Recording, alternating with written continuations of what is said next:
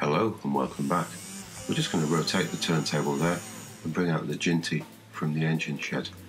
Which is quite an old model of the Jinty from the mid-50s I think, and very shiny acetate type plastic. Just rotate the turntable again and then we'll bring her out onto the inside line. She's going to come through points 17 and 18 now, and we'll bring her to a stop just by the signal box while we switch the points again. There we go. And off around the layout. Now I'm going to collect some coaches at the station. Terrific there, going into that second radius curve. Nice stop just before points 11. And then we'll switch those, see if we can hook her up with the coaches standing there at the station. Those nice sort of maroon ones. There she is, R.52 on page 8 of the 1955 catalogue. This is quite fragile, so I'm going to be quite careful with it. She does look great, doesn't she? Great illustrations in this catalogue. Now, I believe the model I'm looking at today on the layout comes from between 54, possibly 55, as she's unlined. In the 56 catalogue, they start to show up lined. So, but I don't think we'll ever fully know for sure.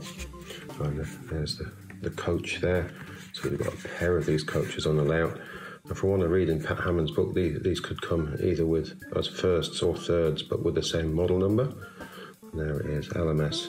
passenger coach, length 6 3/4, is that? Or 17.1 centimetres. We'll just have a look a little earlier in the catalogue here, and we can see the sets pages, or the British sets pages. We've got a Princess there with a couple of the L.M.S coaches. And then we've got the Jinty with a couple of L.M.S coaches, and what I believe here is the Clockwork 062 with a couple of the L.M.S coaches. Really great pages, aren't they? Such lovely illustrations, and it is such a tiny catalogue. Look at it in comparison to the box that the Jinty comes in. We'll just have a quick look at the other pages while we're here. We've got some transcontinental sets there, operating mail equipment. A fine set of goods wagons beginning to creep into the range, or transcontinental wagons. I think we have seen this catalogue before a little while ago. The old green Princess there. Transcontinental Pacific signals. Great thing, it's such soft paper. Unfortunately this has been drawn in, but it doesn't really ruin it for me. I mean, these things were items to be pored over, and you just dreamt about the items on the pages. I'm sure I was guilty of scribbling on the pages of catalogues myself. And then the girder bridge, long running item that. And the points. And some track layouts there, quite interesting, isn't it? And all the pieces required. So we'll just pop that to one side. We'll keep it over there carefully. And here she is, R.52 in a box. And 060 tank loco. Really terrific box, sellotape there, in fairly good condition. I'm not going to rattle it around too much. I'm trying to be quite careful with this. So we'll just pop this open. And if you look inside the packaging, there's something else in here. So look at the size of those packing rings holding the locomotive in place. So I'm just going to pop that down and ease this out quite gently. I'm just going to pull the locomotive out. We'll have a quick look. There she is.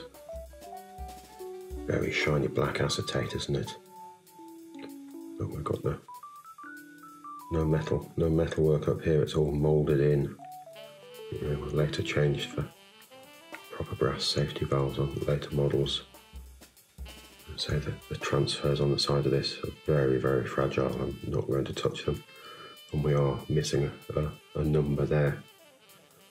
There's plain connection rods. Have a look underneath it. Lovely solid wheels. I've got Triang's name under there. I think we've got built in Britain on the other side. Let's have a look. Made in Great Britain, perhaps. We'll have a look. I'll take the top off and we'll have a look at the inside in a moment. There's not too much warping going on this for an acetate one. You can see a slight bend in the bodywork, and it shows up more when we look from the top. If you look down, it see it's warped in along the edges. Okay, screw straight down the chimney, so it's got to be a proper toy train, really, hasn't it, with a screw down the chimney. I think we've got the running number there on the smoke box door. So it's very shiny. It's just like a mirror, isn't it? Really terrific thing. Great big coal load and great round windows in the back. We'll just pop that down for a second. I'm just going to pull out some more of the packing from inside the box. It's worth just having a look. These great L-shaped pieces of card. Just pop the other one out. And the other packing in there. So no polystyrene here. It just holds the model nice and safe. I imagine possibly there was tissue paper in here at one time or another, possibly some instructions. Again, just a really lovely thing to have. Just a great part of the Triang Railway's history. Just leaving the station now, and we're going to come through points number 12 and 11 onto the inside line. Just listen to the noise this group of models makes. And we'll switch the points behind her.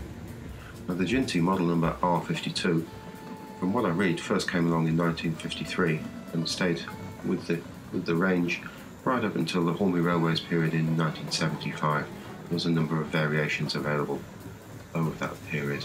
Now just listen again to the sound of the motor and the wheels here.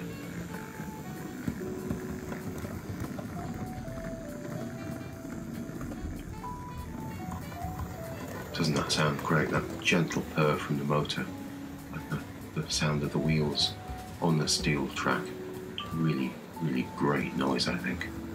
Now the coaches come from between 1950 and 56, perhaps the later part of that period. I've just taken a very large securing screw out of the chimney there. We'll just pop that to one side. We'll have a look at the underside here. You can see it does say made in England there. I was struggling to read that before. And then on the other side there, that's upside down at the moment, it says Triang R.52. See a little effect of oil splatting around on the inside of the bodywork, but if you just look down on it, you can see the effects of warping on the edges from this angle. And let's just look at the warping there going on that back buffer beam. So it's done very well to survive this long. Metal buffers pushed into the bright red painted buffer beam. We'll just turn that around. Have another look over the bodywork, which we've seen a little bit earlier. Terrific looking thing. We'll say no brass safety valves on here. They're all moulded in, as well as the whistle. And there is a little bit of distortion between there and the dome as well. And to my eye, this sort of tips forward a little bit, but perhaps it doesn't show quite so much on camera. So, really lovely thing. Just look at the decals. There's something stuck to that one, but I'm not going to even attempt to remove it, I don't think. And just leave it as it is, and a swift look at the other one there. We've got the full number on this side. We've got the number 7 missing there. So I'm just going to pop that carefully down. And we'll have a look at the chassis. There she is. Lovely solid wheels, as we said before, and plain coupling rods. Great motor, isn't it? Just look at that. It hasn't seen a lot of work, I don't think, this model. As far as I can tell, that's in pretty much original condition. And she does run so very smoothly. Let's just turn that around. Really is a beautiful thing. There she goes, just passing through the crossover onto the outside line with very little fuss. I'll switch those points behind them, and around the layout. Now we're going to approach the incline now. We're coming into the third radius curve. No magnesium on this model. The coaches are fairly light, but there's a fair bit of friction on these old tiny little wheels, and they're not terribly round. Listen to the sound of the motor again here. Terrific noise. I know I keep saying that, but it really is. And it's just for the model of such an age as well. It's really quite impressive, I think. And we're going to pick up a little speed here. Again, we're going to get a great sound of the motor and the wheels. We'll just have a swift look at the coaches. Now, I believe these started life in 1950, and were in the original set with the Princess, and had a slightly different sort of coupling arrangement. Now, I believe these to be much later ones. I think they're possibly in polystyrene because they haven't got any of the warping, so they were quite probably late on in their production towards the 1956 period. They've got a little bit of paintwork splattered on the roof, unfortunately, and they're in fairly good shape. Some of the lining is beginning to wear off a little, but they are rather old. Great end detail. See if we can get that to focus. Again, we've got paint there. They really are quite pretty things. Very heavy metal bogies on them. Let's have a look at those.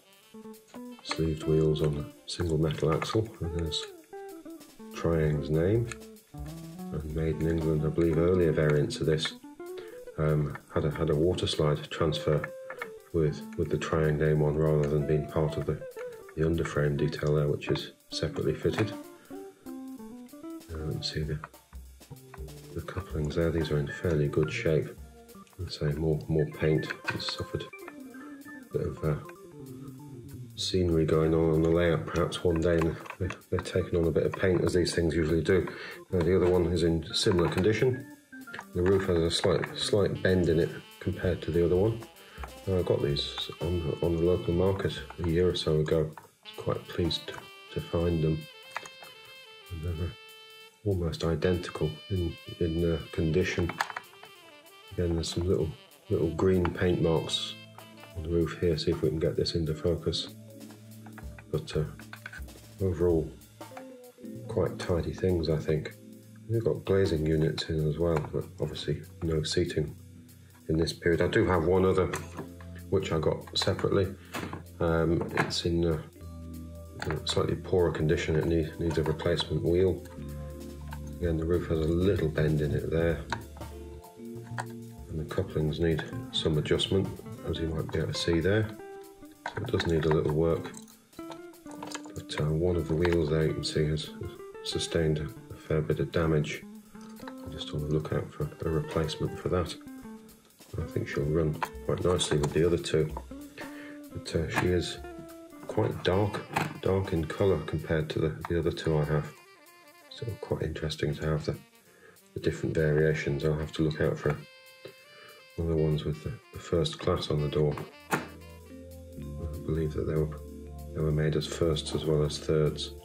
There would have been one each in the sets, from what I read.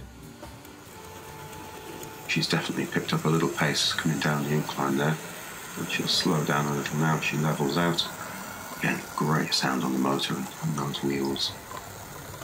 Under the elevated section, we'll bring her around past the station and through the crossover, and we'll back her up to the station and take advantage of the electrically operated and coupling ramp installed a couple of weeks ago. Smoothly through there, and a gentle stop. Switch the points, and then we'll see if we can back her up into the correct position. I think that's about it.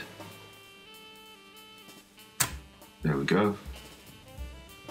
And away she goes.